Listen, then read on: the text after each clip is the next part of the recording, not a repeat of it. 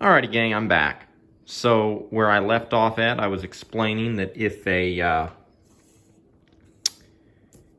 you've got a cow in the lead and you're calling them on down this lane, and you come around this turn here, you need extra posts here. Otherwise, you're going to have cows that are blowing through here, and you need to, if you want to keep your animals together, you're going to slow up in the front. You're going to have a lane narrow enough that they can't get by you, and also narrow enough that they're not just going to want to graze it. If we're making a cattle drive and we make our fences too wide, we're ultimately giving them a paddock. So you got to have 16 to 20 foot wide is what you want for a lane. And if you had extra people in this situation, of course, you would generally put them at the back to drive, and or you'd put another person at a visibility point so that the animals won't blow right through him. My experience personally is generally you're going to want most of your people. I mean, first of all, you're probably not going to have more than one or two people. If you've got a whole group of people, I mean, too many people on a cattle drive is just a problem in and of itself. Generally, you're going to want a couple people at the back. Rarely you're going to need somebody at a major turn unless it's unless they're just blocking on a road like a highway. If you whenever an animal, in my case, especially if they're trained, whenever they see a person, they generally assume there's a gate waiting for them to turn and run through, because that signals the end of the drive for the cattle. So if you put an extra person at a visibility point as opposed to just setting in some stakes or posts, then they're going to dart by you and they're expecting you to open a gate or whatnot. So you can use a person, but I generally prefer step-ins or posts when it comes to temporary fence.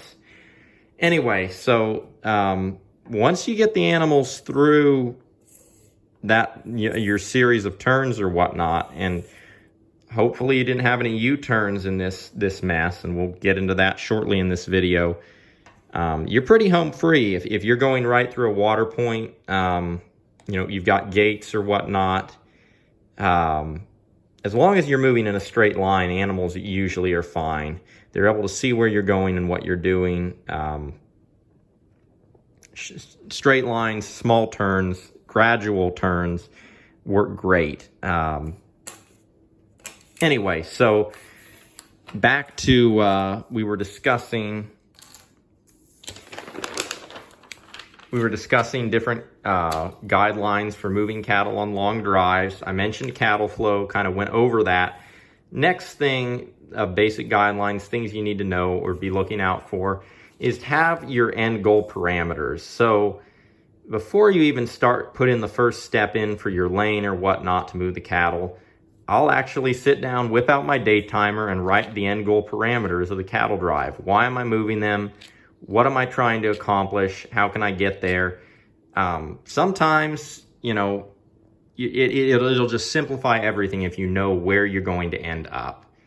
And so and it's especially important if you've got people working with you that they know what your end goal and parameters are. If they know where the animals are moving, how they're going to get there, especially if you've set it up alone and you're bringing in help, make sure they've got a picture in their mind of what's going to happen. If they know the parameters, and you're clear on the parameters, things will just move way smoother.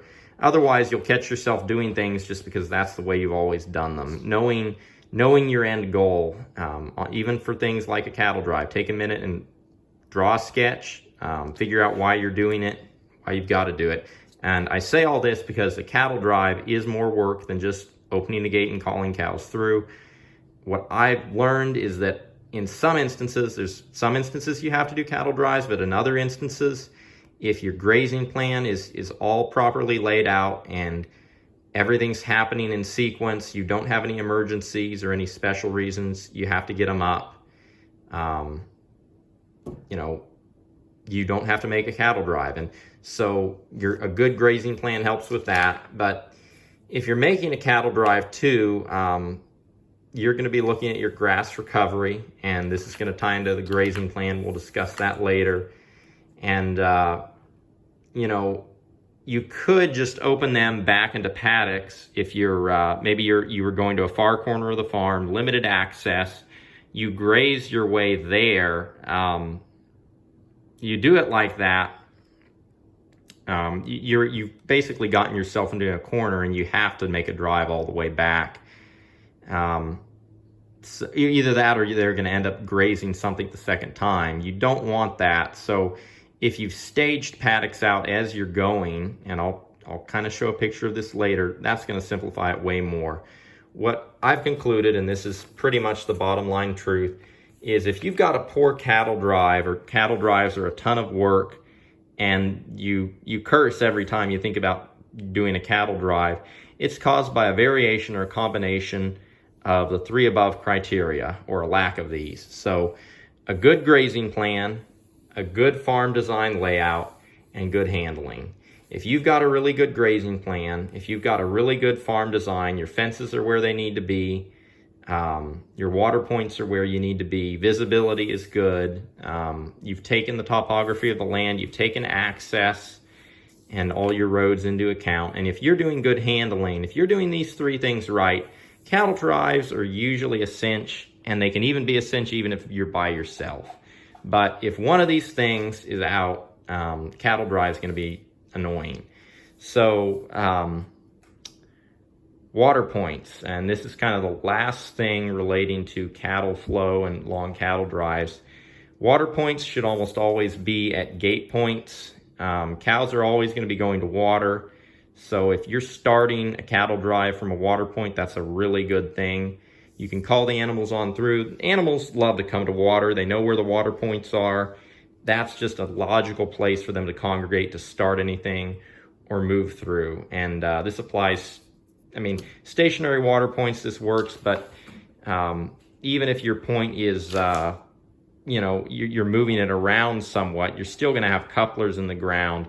Making that the starting point for a cattle drive usually works pretty well.